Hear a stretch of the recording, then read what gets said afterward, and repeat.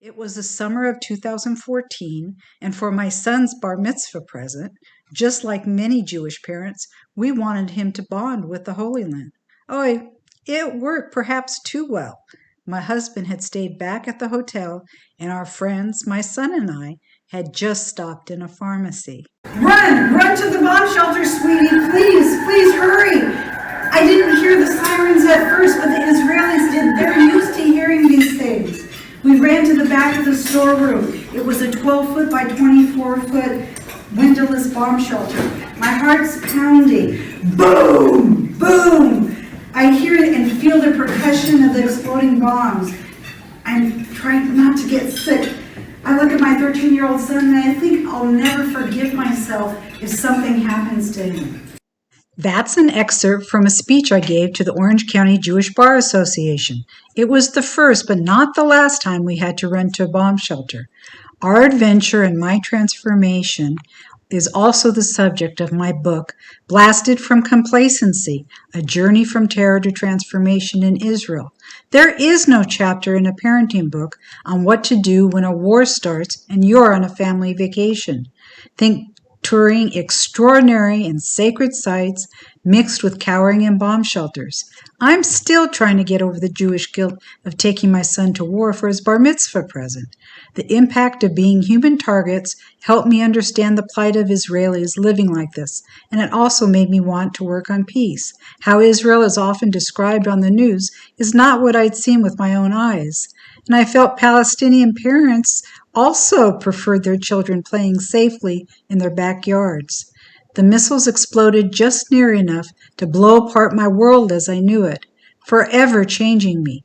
And you'd never recognize my life today with what it was like then.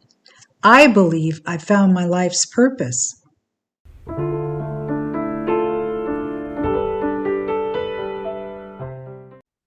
Hello. I hope your new year started out with renewed energy. I'm Penny ST, and I'm the host of Peace with Penny. At the end of January, we'll be celebrating 3 years of bringing good news to your attention between Israelis and Palestinians. Peace with Penny is the platform that lets people know there is hope for peace. In fact, there have been pockets of peace for years, but you have to know where to look. Peace with Penny is happy to share the stories of the essential peace work that these organizations provide. In today's episode of Peace with Penny, we have the pleasure of speaking with Dr. Thabet Abu Rass of the Abraham Initiatives. The Abraham Initiatives is a Jewish-Israeli and Palestinian-Israeli organization that advances social inclusion and equal rights for Israel's Palestinian citizens by influencing public policy, shaping public opinion, and demonstrating practical models for a shared society.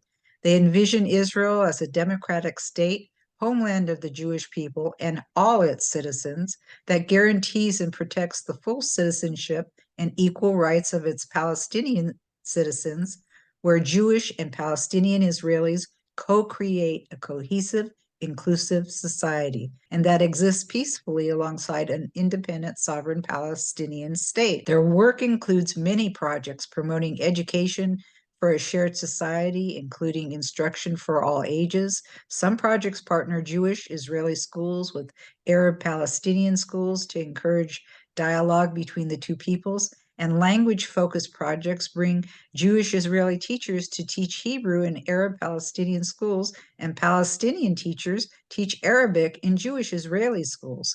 For young adults, there's a project that includes 15 colleges and universities, providing a shared, inclusive space for Jewish and Arab students and staff. There's a program for high school students called Living in One Land, and the Pre-Army Academy helps the Jewish young adults understand Arab society in Israel through a year-long program of encounters, tours, and lectures. Other important programs include making communities safe to combat violence in Arab towns, programs to promote positive interactions with shared cities, promoting Arab-centered stories within the media, and the Abraham Initiatives promotes policy presenting recommendations to lawmakers and senior bureaucrats on issues of key importance to improve Jewish-Arab relations and the status of the visibility of Israel's Arab citizens. Finally, the Abraham Initiatives awards Champions of Shared Society prizes to individuals or organizations in recognition of significant action taken to promote integration and/or equality between Jewish and Arab citizens of Israel. Dr. Thabet Abu Rass joined the Abraham Initiatives as co-CEO in 2014. He has significantly strengthened the Abraham Initiative's practical and strategic partnerships with key public and political leaders in Arab society and advocated programs and directives at the highest levels of government. His expert knowledge, strategic positioning, and experience in the field have directly impacted the breadth, programmatic impact, and direction of the organization's work, transforming the landscape of Jewish-Arab relations in Israel. Dr. Abu Aras is an accomplished author on Israel's Arab-Jewish relations, a board member of several environmental and Jewish-Arab educational organizations, and is co-founder of the Association of Environmental Justice in Israel. And he has a PhD in the field of geography and regional development from the University of Arizona. So obviously, we're talking with someone who knows what he's talking about. Welcome, Thabet. Thank you. Thank you for the opportunity. Yes, we are passing through very severe, tough times in the last few months. Hopefully, this year will be a different year. We live with hope. Peace will prevail between Arabs and Jews in this region. Yeah, it's a troubled region. But yes, we are eager to see 2024 better than the previous year within the Arab community, within the Israel and the region as a whole. Amen. I wanted to have you just talk a little bit about the history of the Abraham Initiatives. You've been around for 35 years. How did it all come about? Yeah, well, the Abraham Initiatives, actually, it was the Abraham Foundation, actually was established in 1989 by a Jewish philanthropist, Ellen Slifka. He really wanted to focus in Arab-Jewish relations at the times, coexistence between Arabs and Jews within Israel. And it was actually a foundation that supported NGOs, Arab NGOs, Jewish Arab NGOs. So we consider him as one of the builders of the civic society within the Arab community in Israel. We moved to make some of these projects instead of just giving money to other NGOs. So in 2010, it became as the Abraham Fund Initiatives. And then we just 2016 we quit the word fund and we remained with Abraham Initiatives.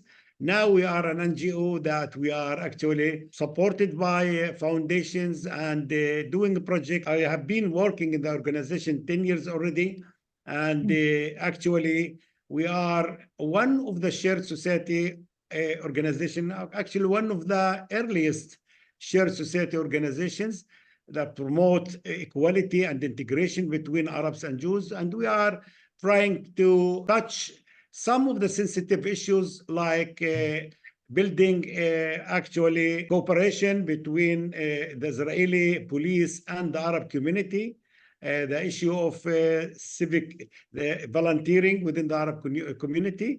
And also we are trying to work as an advocacy organization, public change, actually policy change organization. We are working the Knesset, working with the government. We have a good relationship with the Arab leadership, Arab political leadership, Arab mayors on one hand. On the other hand, we have been working with the government, all governments. We are a non-partisan organization. We have some tough work sometimes, especially with this current government, but we are using our good relationship with the civil servants in the different Israeli ministries right now. And I am happy that we have many achievements. And I'm saying always to my colleagues, yes, there is discrimination in Israel, but we have to always to remember that there is a kind of a half a glass of water filled. We have to work harder to fill it. However, there are a lot of achievements that we achieved in the last decade, and we have to keep that. I am mentioning that nowadays, exactly today, the government of Israel is actually have to decide if to reduction of some of the Arab budgets allocated for the Arab community because of the war. After all, this war has a price, and they are looking for money, and there is actually they are going to cut some of the money and the budgets allocated for the 5 years plan allocated for the Arab community, and it's tough for us. So this is one of our rules, to try to work with the government, convince the government. It's not to work with the Arab community, with Arab mayors, with Arab local governments, and the fact that Arab development of Arab towns, it's a win-win situation. It's good for the government of Israel, for the state of Israel, and it's also good for the Arab citizens. Now Arab community is actually contributing more to the Israeli GDP, and actually the standard of living of the Arab people, Arab citizens, is really higher than a decade ago. So this is why I'm saying that win-win situation. Now we actually working in different with all realms, in all realms of societies. We have been working nationwide, in the north, in the south, in the Bedouin community. In the north, we are working with the clusters of local governments, Jewish and Arab ones. And I believe that our organization is organized in a way that it's a true Jewish-Arab organization. I am the co-executive director of the organization. I have a colleague, Amnon Be'er Soluziano. He is my partner as a co-executive director. Our staff is very diverse, with Arabs and Jews, Muslims, Christians, Jews from all over the country. Our lay leader also the same, with the two co-chairmen of the board, okay? And it's a split between Arab and Jewish board members. So we also, it's important to mention that we are using both languages. We are publishing statements, for example, in Hebrew and in Arabic. We have two spokespersons, one for the Arab newspapers, one for the Hebrew newspapers and Hebrew media. So this is our organization. The last thing I would like to say about our organization, that we are using a methodology called advocacy through action. When there is an issue that we would like to raise or to like to develop, actually, we are not saying to the government what to do. We are showing the government how to do, what to do. We start with a pilot. The pilot is actually scaled, and we are evaluating the project, and then we are inviting the government to adopt that. And it happened in several fields of issues, in different issues, in several fields of our life. Can you please describe your opinion of the status of Palestinian citizens of Israel currently, and the need for the work of the Abraham initiatives? Yes, well, I believe that we consist 20% of the total population. We are 1/5 of the population. We have been alienated, marginalized, and also discriminated against. And I think it's bad for the Arab community. It's bad for the state of Israel. And actually, the founder of the organization really paid attention to this issue, how we can work for coexistence, how we can work better for integration of the Arab community. And I have to say that Arabs are still discriminated against in several fields. There is gaps in socioeconomic gaps between Arabs and Jews in Israel. The government is admitting that, and the government is working to try to bridge the gaps between Arabs and Jews right now. And this is why we are working in this issue with the government. All in all, I can say that our life is a lot better than 1 decade or 2 decades ago. There is improvements in all fields. There is achievement, as I mentioned, and we have to keep this achievement. And we have to continue argue about how we can bring about full equality between Jews and Arabs in the state of Israel. I think we are doing a great job in terms of raising awareness to our challenges that we are facing as Arabs within the state of Israel. The issue of Arab-Jewish relations is so important because we believe, my organization believes that both people, Arabs and Jews, are here to stay. They are not, we are not going anywhere. So we have to manage our life. We need a public policy to organize, even to run our life better. I can give you in the mixed cities. Mixed cities is an issue, really. How we can bring Jews and Arabs live better and can understand each other better when the Yom Kippur, the Jewish holiday of Yom Kippur, overlapping exactly in the same day, okay, overlapping with the holiday of sacrificing for Muslims, Eid al-Adha, where Jews in the same Yom Kippur have to be in the synagogues, they are fasting and they praying, while the Muslims in that day exactly have to actually to celebrate and to slaughter a lamb and the fireworks and doing barbecue.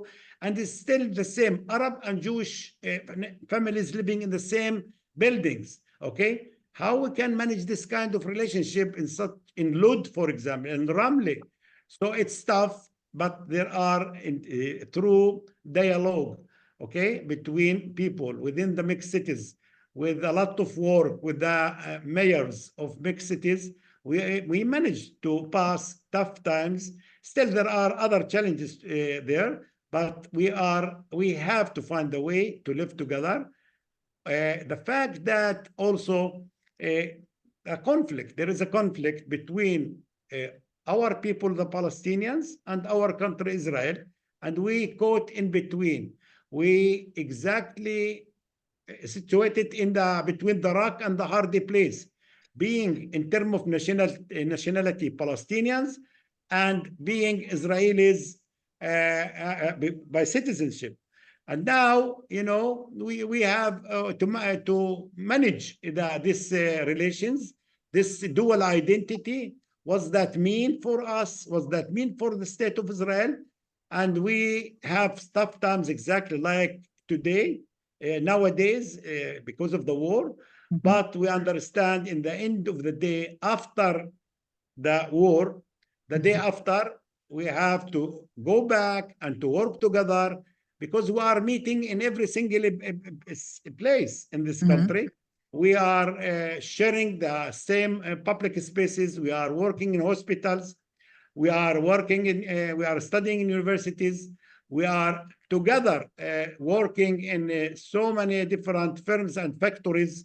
So we have to manage the life. And this is what the Abraham Initiatives is pushing for, trying cultural competency, for example, in universities, in factories. People should understand each other. We are helping universities nowadays exactly. We just help the universities how to open the school year, okay, after postponing that because of the war. So it's tough, but still, we are here to work together, to live together, and we have to do all necessary means to respect each other. After all, we all citizens and we all under one law. Terrific. I wanted to expand on that. You have so many incredible projects, but right now the war is going on. And so how has that impacted your operations for your various projects? Yes, the war is it's a bigger problem for us, and I'm saying always that whenever there is a war, we are actually impacted negatively the most.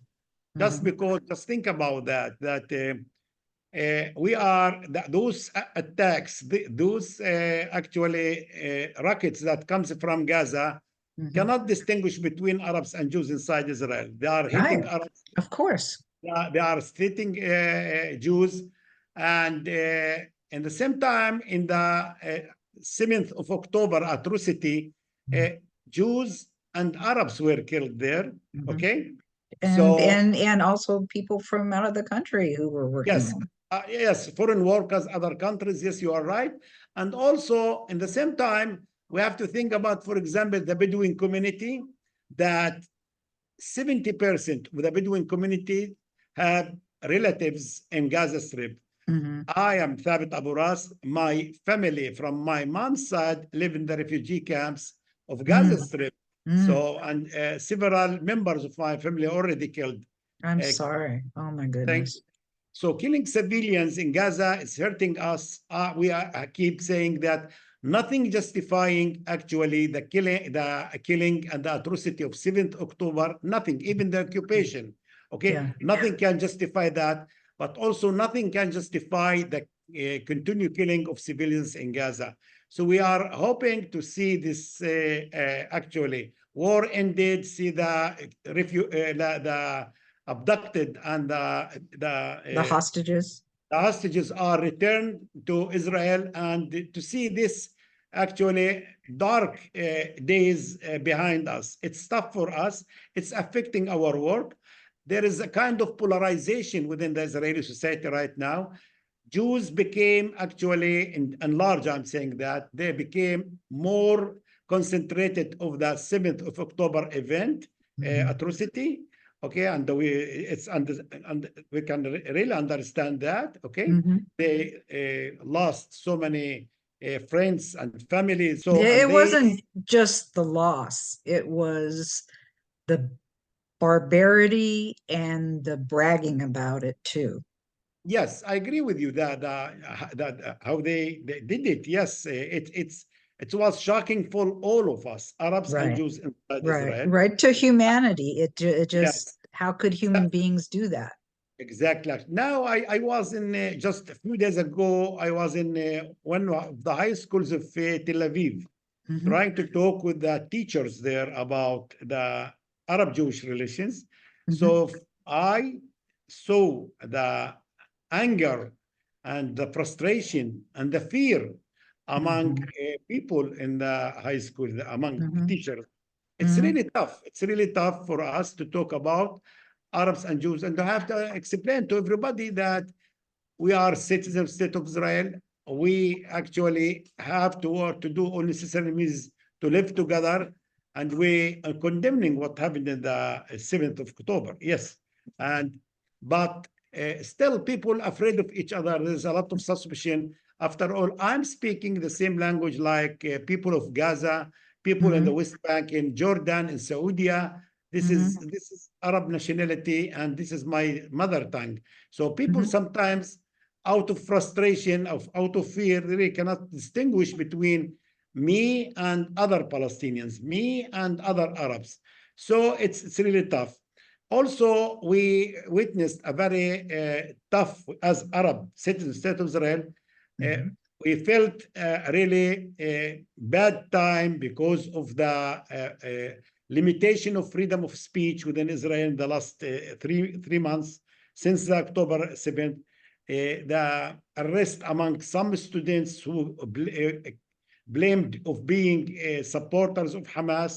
And we believe that the Israeli media is not covering the whole story of the war, but we see that there is a lot of incitement in the Israeli media. Now the Arab citizens also consuming a lot of Arabic media.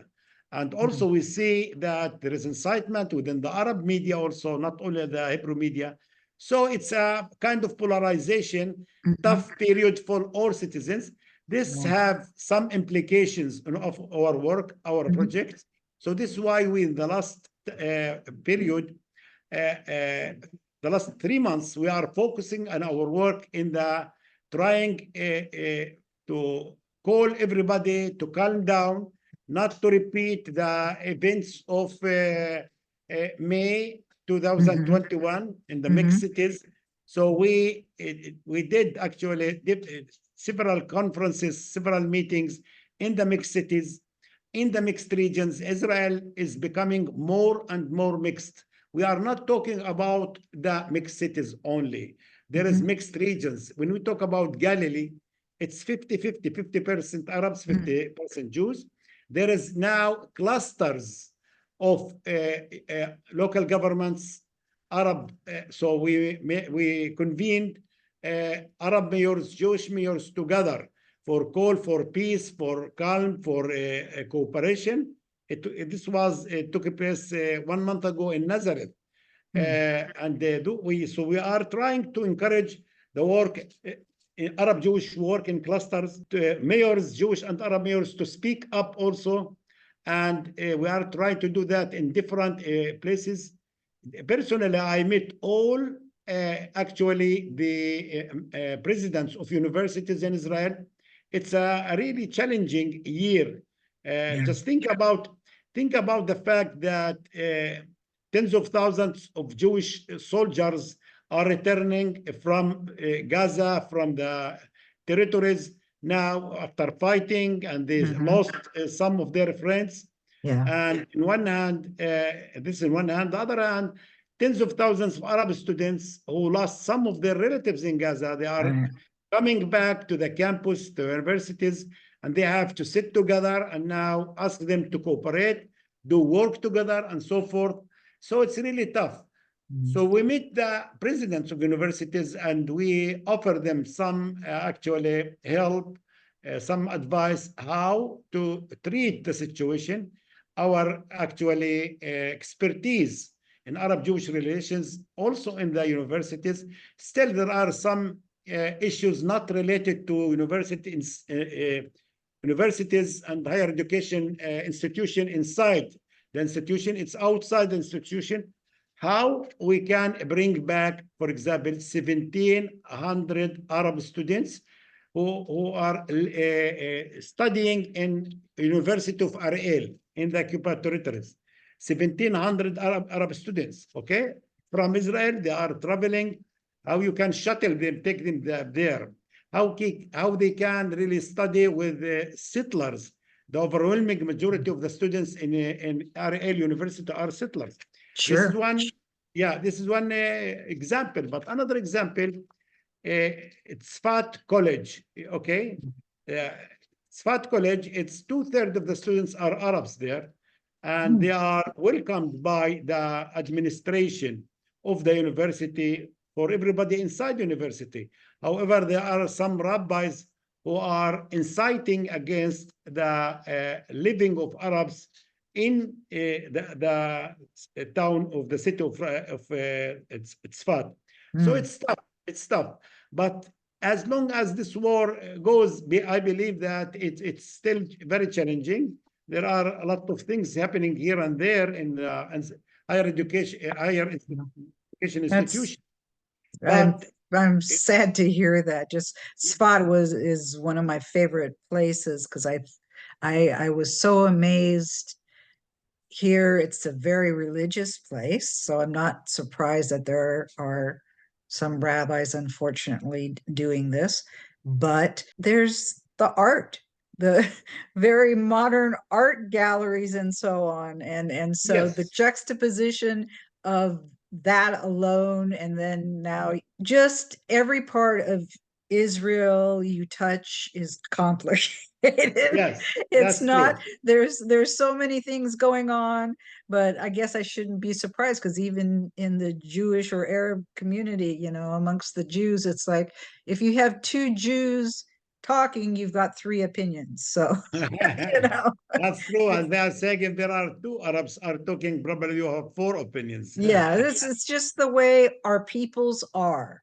Yes, So that's there you have it. But I'm I'm it's such a lovely place. It's not probably unexpected, but it's disappointing. One thing I've always wondered, because of the 20% of Israeli citizens are Arab, do they have that same requirement to go into the military? No, actually, they exempt from the military. However, however, some of them they are actually volunteering in the military, but all in all, Arabs prefer to do volunteering in their communities, Mhm. and they are volunteering in So bigger and bigger numbers. they can do Yeah, that instead? Is that how instead, they? yeah, instead. But again, they are exempt from Mhm. military service, Mhm. and it works. It works this way, and we see that our young Arabs are willing to give some of their time to their community, but in public spaces, public places like hospitals. Hospitals in Israel became really, and the health system in Israel, it's a model of integration between Arabs Mhm. and Jews. Mhm. Can you imagine Israel? We talked about 20% of the total population are Arabs, yet in the hospitals, 40% of the workers always are Arabs. Think about that, the fact that 24% of the doctors in Israel, physicians are Arabs. 40% are nurses. 50% are 50% of the total pharmacists in Israel are Arabs. Okay, add to that, on top of that, just civil servants in Mhm. hospitals. Mhm. So we think that the health system is a model for integration, and hopefully we would like to see Arabs integrating in all realms of society in Israel. Still, there are challenges here and there in certain fields, but this is a good model to see that the government is investing until this war. The government, even the right-wing government, really invested uh, Mm. a lot of money just to bring Arabs to work more Mhm. and to study. I'm curious, have you heard anything about now the patients' reactions of what a mess, really? Do Jewish Israelis to the fact that here they are ill in wounded in some fashion and they're dealing with Palestinian doctors and nurses and so on. Well, actually, tensions all over. Tensions Mhm. still there, all including the hospitals.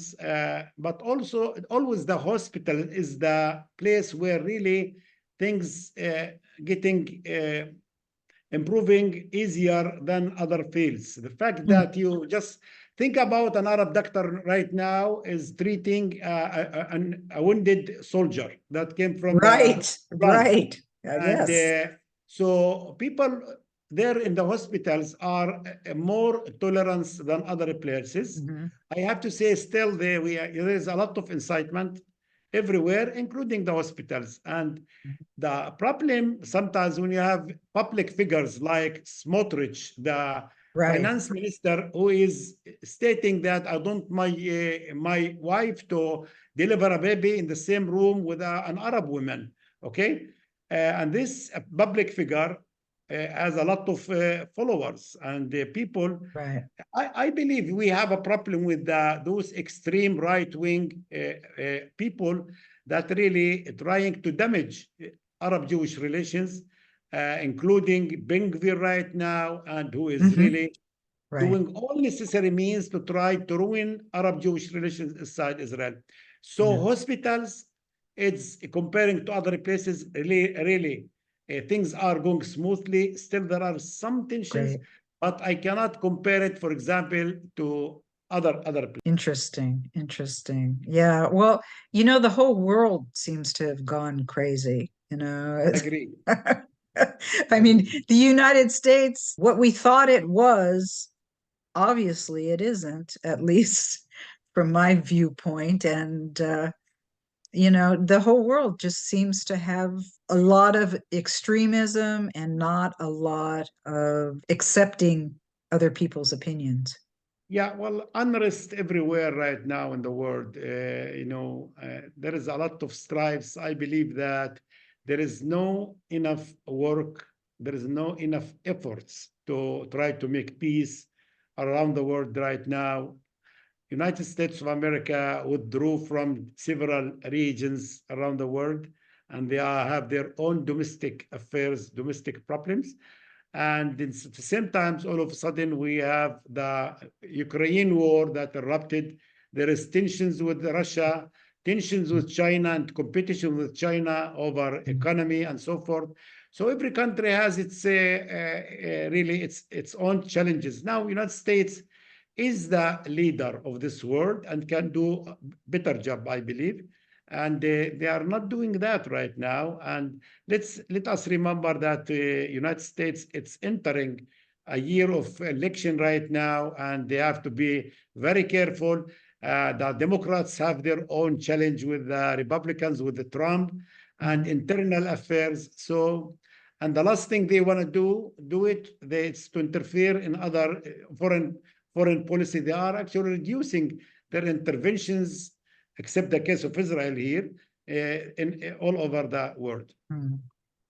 Well, goodness, there's so much to talk about, but let's get into at least some of your projects that you have. You do a lot of education for shared societies, and can we talk about academia as a shared space? Yes, well, I believe that Arabs are studying more and more, and there is a real jump in the number of Arab students in universities and colleges. 10 years ago, we had only 24,000 Arab students studying in the Israeli higher education institutions. Now we are talking about over 60,000. So almost tripled. Now, there is a lot of efforts from the government to bring more and more Arab students to campuses. However, nobody think about the feeling of the Arab students, how they are welcome. Sense of belonging within the university is so important for every single student, Jews as well as Arabs. So we engaged in trying to, first of all, educate administrative workers in universities, also academic workers, professors, also to try to understand the Arab community better, to try to understand the background of their own students who are coming to the campuses. So we are in a series of lectures and also a study tour in Arab community. We are exposing those workers, those professors, to the life of a student in the university. We call it a cultural competency. After all, the Arab student has a lot of challenges. Just think about Arab students that coming from the north. She's coming from traditional family and start to study in Tel Aviv University. It's a new place for her. It's a big city, different culture. And all of a sudden, he came from a certain village, a small village, and she has to adapt to a new way of living. So there is a lot of difficulties for those students, not only cultural difficulties, but also academic challenges. She has to study in Hebrew. Her Hebrew probably cannot compete with a Jewish student. So we try to help the Arab students to integrate more, to try to reduce the dropout of the students leaving study. Okay, in the first year, help universities how to deal with the Arab students, and we did it in 10 different campuses in Israel. And now the universities themselves adopted our project, and they are doing that by themselves. Fabulous. Yes, this is, we call it, we also engage in encounters between Arab and Jewish students. But what's important for us to work with the decision makers within universities, and to try to help the universities to think about students who are already accepted and they are there in the university, how they can just manage their own life better, how the university can help those people, how if they can have some I will say instructions in Arabic language, not only in Hebrew language, using the Arabic language. And I'm happy to see that Tel Aviv University, for example, is leading university and try to even put signs in Arabic, not only in Hebrew. So buildings name in Tel Aviv University in Hebrew, in Arabic, in English. This is not the same case in different colleges in the north, for example. I know, for example, one college with 55% of the total students are Arabs, yet the name of the college only in English and in Hebrew, not in Arabic. So it's really tough. I don't think it's right. We would like the Arab students to feel sense of belonging, that this is his own place, like second home, and not to feel a foreigner. I am coming here to be really integrated within the system of academy in Israel. Yes. What is Ivrit Besalam? Now I know Ivrit is Hebrew and Besalam is what? Go in peace. But what can you describe what the project is? And well, we thought that we should strengthen the knowledge of Arab children in Hebrew. Arab children are studying in elementary schools Hebrew in the third grade, starting in third grade. And we thought that bringing a Hebrew teacher, a Jewish teacher, to teach Hebrew, to strengthen the knowledge in Hebrew in Arab school, can really target, we can reach two targets. First of all, helping the children by themselves knowing better Hebrew, but also in the landscape of the school, to see a Jewish teacher coming to the Arab school is something changing some of the, I don't want to say the behavior, but the environment within the school. Actually, we are using children sometimes to promote other goals, okay, of understanding, knowing better. Just think about a Haredic teacher who are coming from Afula to Al-Fahim to teach Hebrew in Al-Fahim. And this is the case in this Ivrit Bisalam. Before that, we have a huge project in education for shared society of teaching Arabic. It's called Yasalam, okay? Not Ivrit Bisalam, but Yasalam. Teaching Arabic in Hebrew schools. We started a pilot longer time ago, 15 years ago, of teaching Arabic in Hebrew schools, Arabic language and culture. Just think about an Arab teacher covering her head, a Muslim woman, Muslim teacher coming to Petah Tikva or Tel Aviv to teach Arabic, okay? And we started a pilot in the north with 10 schools in Haifa, and then expanded to include all Jewish schools in the north district, okay? And we reached over 200 Jewish schools studying Arabic and Arabic culture Arabic culture, Arabic language and culture. So and with Arab teachers, it's amazing. Through the teachers, okay, just think about Arab teacher telling the story of Ramadan, the fasting month of Ramadan. Okay, she knows everything, and through those teachers, and these kids, we reached out to their parents.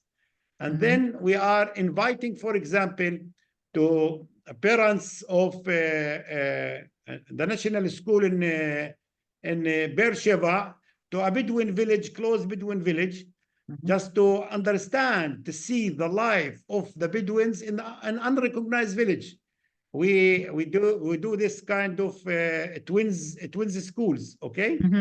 And I remember the statement by the chairman of the parent committee in the Beersheba Elementary School saying, wow, I was visiting all over the world. I was in San Francisco, I was in China, but I never thought to come and visit my neighbors just 10 miles from my home in Beersheba. Okay, So I think it has a very strong impact just to know your neighbors, to know the people who Yeah. are living in your district, in your area. So Yeah, it's it has a lot of amazing impact.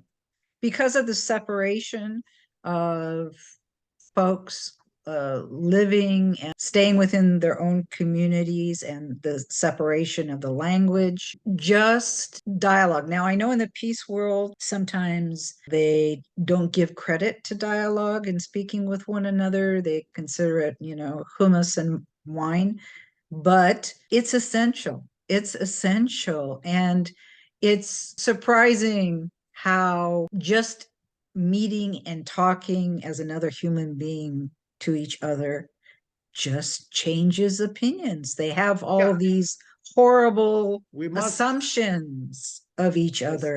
And that word assume makes an ass out of you and me. So, yes, we so must do that. We must do that because the education system Israel is very different from other democratic states. You know, mhm, we have five different school system in Israel. mhm, mhm, Unfortunately, Arabs and Jews are not meeting in schools. They have separate schools. There is a kind of segregation in the school system. For the first time, where Arabs and Jewish people actually meeting together, it's in the universities. So this is why we mhm. started this project in the elementary school. Now we have a project in high school also, combating racism in Arab and Jewish schools. If Okay. I could just stop you for a second, because we have the Right. cutest clip, because kids are always so adorable. But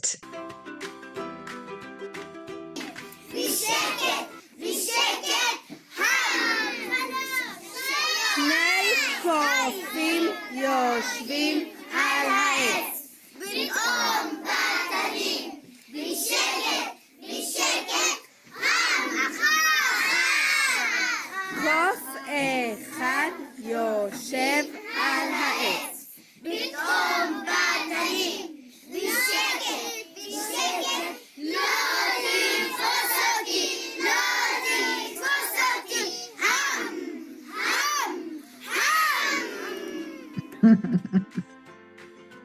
Nice. do you want to say anything about that? That was Arab kids learning Hebrew, I believe. Yeah, nothing really better and not joyful than to see happy kids are studying. And yeah, as you can see, the body language also, not the spoken language, Mhm, but the mhm, body language is the kids so much happy of singing in Hebrew. It's something mhm. really good. And I see that we have Arab and Jewish kids here together. And I like the Right. idea of bringing kids always together. We should start the education for shared society in early stage as much as possible. I know there's 120 schools that have participated. What percent of the schools is that? Is this a drop in the bucket, or you're making significant inroads? What would you say? Well, I believe that no, it's not a drop in the bucket. We are talking about almost 20% of the schools, Arab schools, and it's really it's a lot. It's a lot. Always we are looking for actually a pilot that from it we cannot really reach all Arab schools, and just to keep to see that this number of school participated in such a project with the support of the education ministry is just great. Now they are can actually adopt that and they can bring it to all Arab schools, okay? And this is what's really happening now. We are not looking, when we start a project, we are not looking to try to make this sit in every single school. After all, this is the responsibility of the government and the education ministry, but we are trying to show the government the success of such a project and to invite the education ministry to adopt that. One of the terrific programs, and you have so many that are just fabulous, is the pre-army leadership in for in Israel. Most of the kids go from high school into the army. And Yes, yes. so how do you help with that? Yeah, well, actually, we are working with the pre-army academies, those kids who are deciding not to go to postpone their service 1 year and to allocate that year in serving their own communities. And we are in touch with several pre-army academies, and we are trying to raise awareness to the Arab minority in Israel. Those people, first of all, those kids are probably going to return after the army and study in universities and probably will integrate in higher position within the Israeli civic system.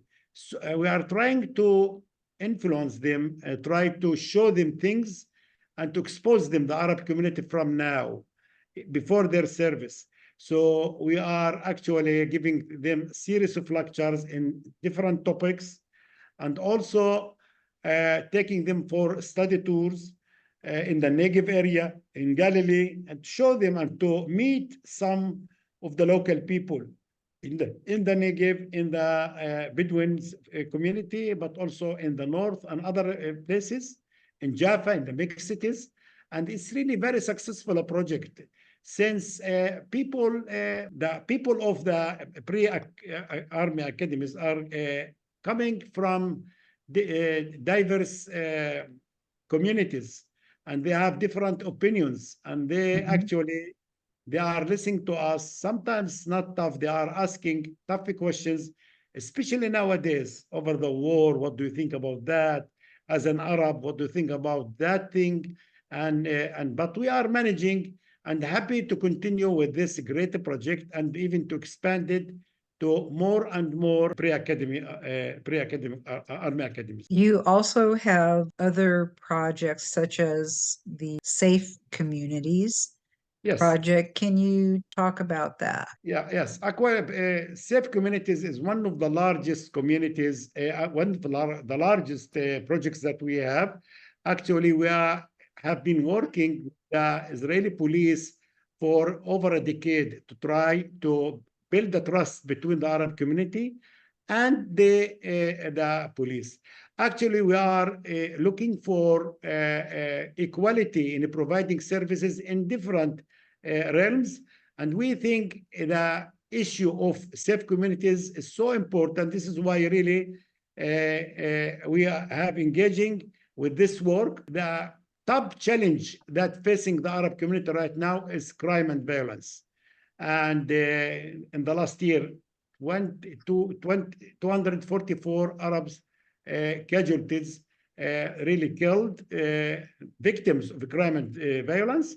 And from within their own community? Yes, I'm talking about killing within the community in 2023, last year. Do you know why?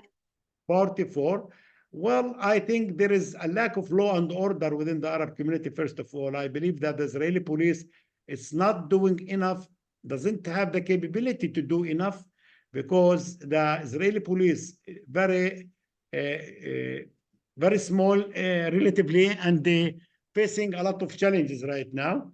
And but also 70% of the killings are killings which is competition between criminal organizations. Okay, but still there are 30% of the killing. It's a killing over because of social problems among people. So we engaged in working with the Prime Minister office and with the police.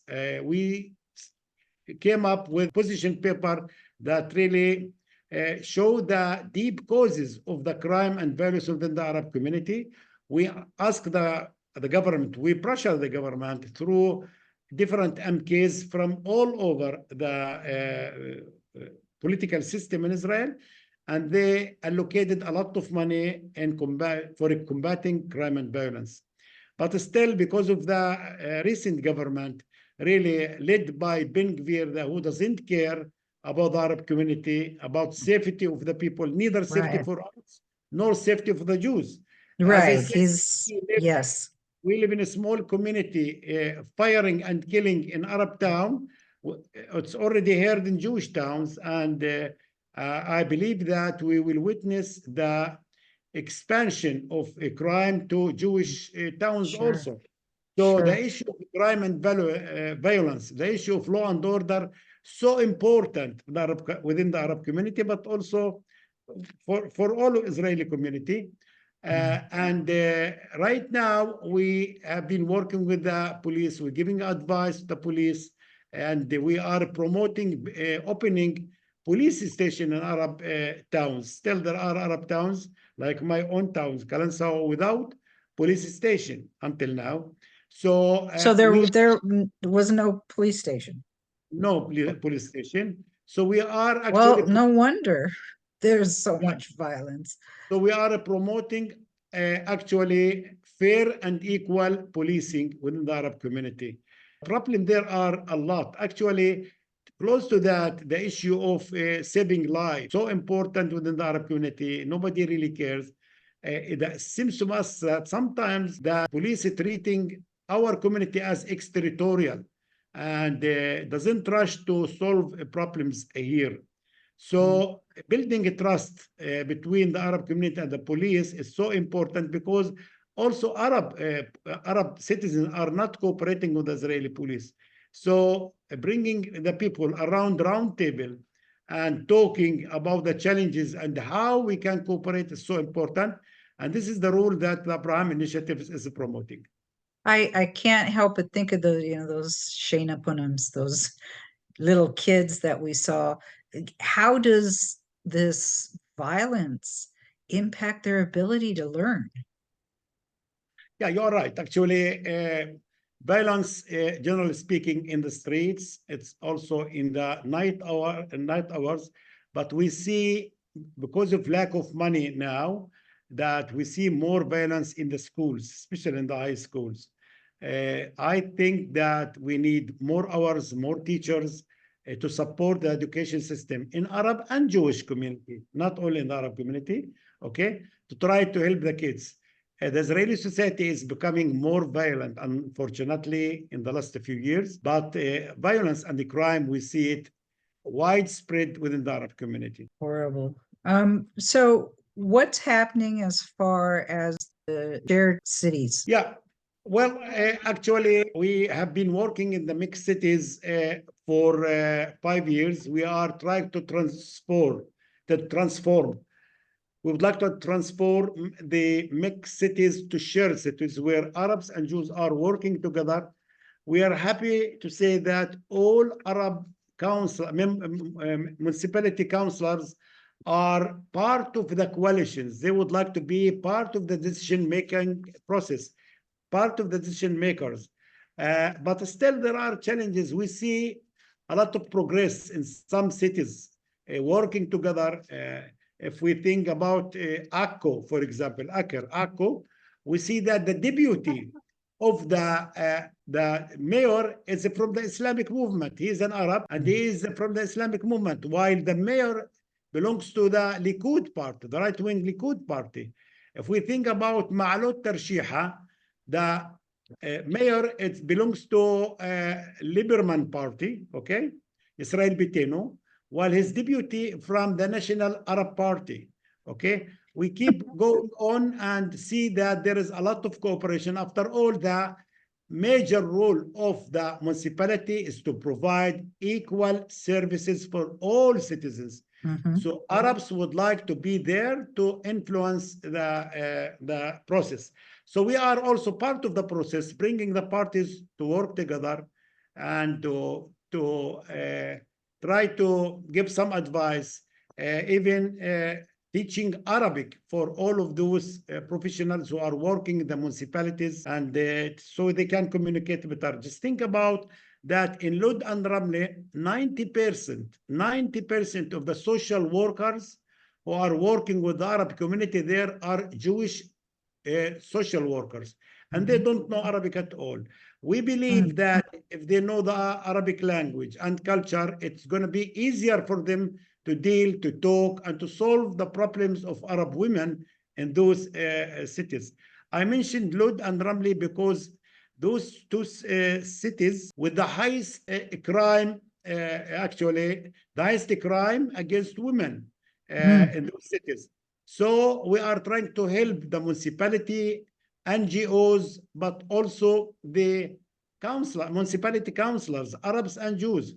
Last year, we actually put together a delegation and we traveled to Belfast, Northern Ireland, to try to learn from the experience of the Catholic and Protestant together, how they work together, and to try to learn from negative even cases, not only positive cases, positive projects, not a cut and paste thing, Yeah, but for also sure. we can definitely learn from that, and people learned a lot from that. So nowadays, we are expanding our work deeper and deeper in the mixed cities. Because of the war, we didn't want the Arabs and Jews in the mixed city to return to the riots of 2021. So we put social cohesion coordinator in every single mixed cities, in 7 different mixed cities.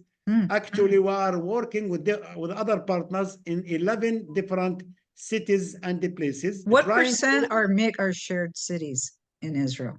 Shared cities is shared cities. It's only 12% of the total population of the Arabs living in the shared cities. But also, we have to think about the clusters. We have a worker coordinator working in the northern, in Galilee, for example, where 500,000 Arabs and Jews living together. I'm talking about Nazareth municipality. I'm talking about Nofa Galil, Afula, regional council in that area, several Arab towns, all clustered around Nazareth. So we convened a meeting for all of these people, and there is a social cohesion coordinator that bring and think about projects that bring Arab and Jewish women together, Arab and Jewish young people together, and try to solve certain problems. I will say light problems. It's not light, but it's important problems like environmental problems together. So try to think regionally, not only locally, but regionally about the issues there.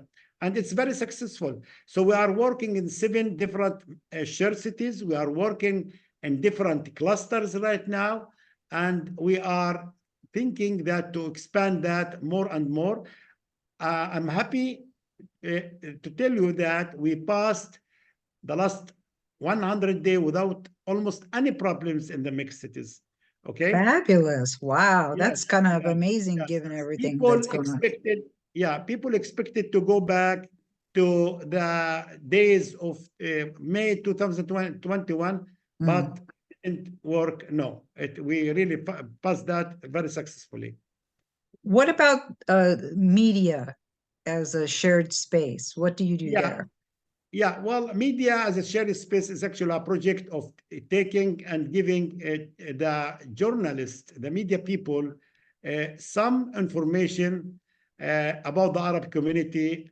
We actually, by teaching, first of all, Arabic classes and Arab culture to all journalists in Israel, in all Israeli TV channels, in the newspapers, we encourage them actually to be interested to know more about the Arab community.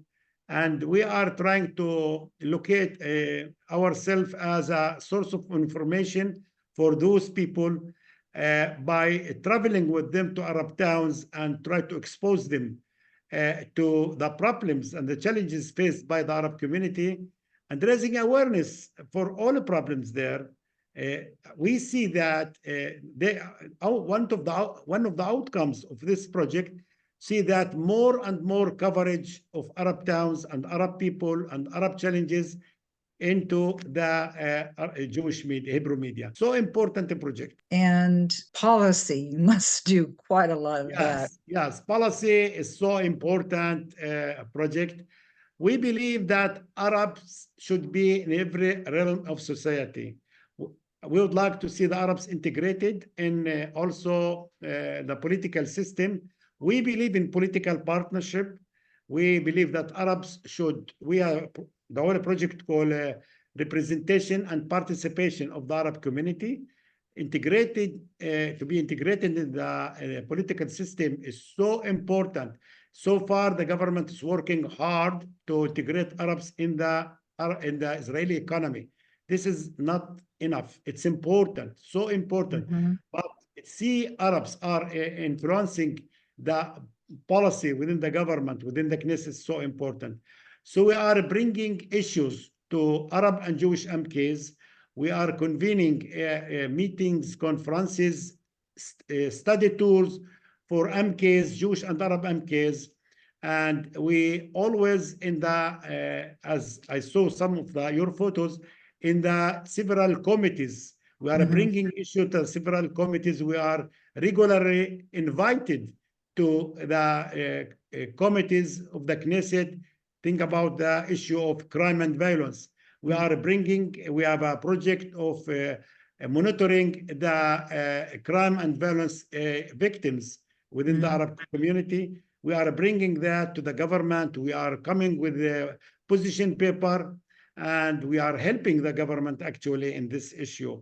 Fantastic. And, yeah, this is the kind of the work that we are doing in the Knesset, but also we are working with Arab and Jewish mayors. We are working with the government itself, trying to help not only in the Knesset level, but in the ministry level also. That's fabulous. And I wanted to end with a really positive project you have called Champions of Shared Society. What is that? Yeah, well, we believe there are enough people that really working hard to promote shared society and share the future for Jews and Arabs in Israel. And we thought that we should stop for a moment each year and to give a prize to thank those people, those organizations. Each year we are electing out of dozens of applications that and names that suggested by different people. We are publicized that in the Facebook, in the social media. You can suggest names, offer names, and we are sitting, and there is a special committee that choosing 5 different people, different organizations, and we are convening in December each year, celebrating the shared society and the shared future. Again, it's so important to celebrate with this community and to talk about the achievements that we are achieving, and to have to actually to keep and to keep them, and to try to enlarge them, expand them, and to thank those people who are really working hard for such important vision. Well, thanks so much, Thabet, for the very important work that you do at the Abraham Initiatives. I'm sure helping make the Arab Palestinian citizens of Israel have equal access to benefits will go a long way to ease tensions. Thank you so much. Thanks so much, Thabet, for the very important work that you do at the Abraham Initiatives. I'm sure helping make the Arab Palestinian citizens of Israel have equal access to benefits will go a long way to ease tensions. Next week on January 23rd, we will be speaking with Abdel Rahman Sultan of EcoPeace Middle East, which is a unique organization that brings together Jordanian, Palestinian, and Israeli environmentalists. We have to understand that natural resources like water don't stop at the borders and can impact more than one nation. EcoPeace's primary objective is the promotion of cooperative efforts to protect the shared environmental heritage, and they seek to advance both sustainable regional development and the creation of necessary conditions for lasting peace in their region. Water is at the center of an environmental crisis in the Middle East. In the most water-scarce region on the planet, climate change and conflict have made a problematic situation even more desperate. Water can be a source of either conflict or collaboration. At EcoPeace, they believe real change is possible when people work together. So they bring together Jordanians, Palestinians, and Israelis to create shared solutions, taking a bottom-up approach to educate local constituents as well as a top-down approach to advance vital policies. The good news is that it's working. Students are coming together across borders, leaders are taking action, and real progress is being made.